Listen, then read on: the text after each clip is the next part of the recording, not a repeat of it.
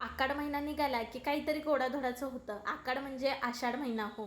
तर आता इथे मी करणार आहे गुळपोळी. तुम्ही कधी खाल्लाय का नाही मला कमेंट करून सांगा. गुळाची पोळी किंवा गुळाची दशमी सुद्धा म्हणतात बरं का.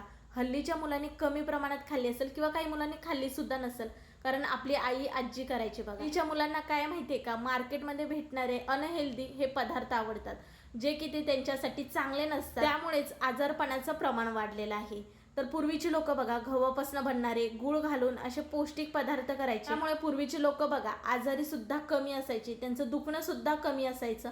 हल्लीच्या मुलांचं बघा हे दुख ते दुख सारखं असतं. त्यामुळे मार्केटमध्ये मिळणारे अनहेल्दी पदार्थ मुलांना देण्यास टाळावे, कारण ते कसे केलेत कसे नाही माहीत नसतात. हे बघा हे कुठेतरी विसरत चाललेले जुने पारंपरिक पौष्टिक पदार्थ असे मुलांना करून द्यायचे, जे की त्यांच्यामुळे त्यांचं शरीर निरोगी राहील आणि ते तंदुरुस्त सुद्धा राहतील. पूर्ण व्हिडिओ पाहण्यासाठी ॲरोवरती क्लिक करा. आता रिझल्ट तुमच्या समोर आहे, तेवढं जाता सबस्क्राईब करा.